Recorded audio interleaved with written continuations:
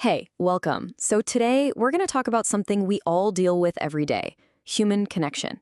We'll start by looking at the people who are already in our world, and then we're going to discover a really cool, super simple way to expand that circle and, maybe even make your day a little bit better. Seriously, think about it for a second. We're surrounded by people all the time, on the bus, in a coffee shop, at the grocery store, but so often we just stay in our own little bubble. But what if a simple hello could do more than just kill time? The research actually shows that these small, positive interactions can make you feel a real sense of well-being. They can genuinely make your day. All right, so before we start looking outward, let's look inward for a minute. Our lives are already packed with connections that make us who we are. It's pretty important to get a handle on that foundation first. I mean, just think about the different groups in your own life. You've got your work crew, the people you see every day, and maybe you've got a team you play with on the weekends. Our identities are so wrapped up in these little communities. They're kind of like our tribes. And you can actually map these relationships out into different buckets. You've got colleagues and your manager in your professional life. You've got teammates in sports. And then, of course, there's the personal stuff, your partner, your close friends, and your family. Each one of these plays a totally unique and vital role in your world. And the goal with all these people, of course, is to get on well with them. It's such a simple phrase, but it's basically the glue that holds all of our social circles together, just having a good, friendly relationship. Okay, so we've got our inner circles, but what about everyone else? How do we bridge that gap to the strangers all around us? Well, this next section introduces a wonderfully simple idea that does exactly that.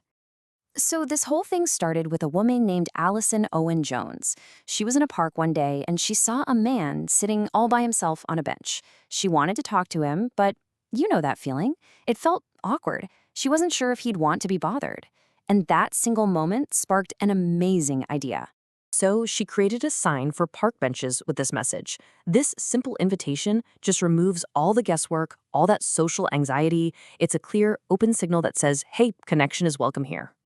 And what happened? The idea absolutely took off. It just goes to show that this need for simple, low-pressure connection is universal. It's spread to countries all across the globe. Okay, so this brings us to the practical part. If you happen to see a happy-to-chat bench, or you just feel like starting a conversation yourself, how do you actually do it? Well, let's break it down. It's totally a skill you can learn. Yeah, it's not magic, it's a process.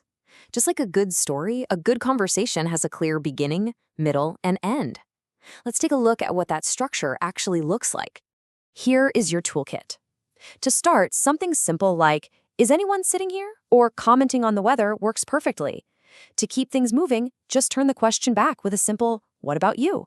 And to end it politely, you can just say, well, I've got to go, or nice talking to you. It's a clear, simple framework. So what do you actually talk about? Well, the best bet is to stick to safe, universal topics. The weather is a classic for a reason, but you could also talk about clothes, food, hobbies, or recent events. These are all really easy entry points that pretty much anyone can relate to. But here it is. This is the most important part of all. The real secret isn't what you say, it's how you listen. Show that you're genuinely interested. Ask questions that get the other person to open up. That's the thing that turns a simple exchange into a real connection. All right, let's zoom out now, because these small individual conversations, they don't just exist in a vacuum. They are actually the building blocks of something much, much bigger. And this is where small talk can lead to some really big ideas. Imagine a town wants to help new residents feel welcome and maybe cut down on social isolation. They start with a meeting, which, when you think about it, is really just a structured conversation about how to spark more conversations. And look at the ideas they come up with. Organizing cultural activities, community fairs, and sports. All of these events are just designed to create more opportunities for people to meet, to talk, and to form those connections. It really does all start with a simple chat. So, we've gone all the way from our inner circle to building entire communities. Now, let's bring it all the way back to you and what you can do, like right now. So here's the takeaway, broken down into 4 simple steps. First, map your world. Just appreciate the connections you already have. Second, find an opening. Keep an eye out for those little opportunities to connect with someone new. Third, use your toolkit. Start that simple, friendly conversation. And finally, build your community. Remember that every single one of these chats helps build a stronger, friendlier world around you. So I'll leave you with this question. It doesn't have to be a big, deep discussion. It can be a simple hello to the person at the coffee shop or a comment about the weather to someone on a bench. So, who will you say hello to tomorrow?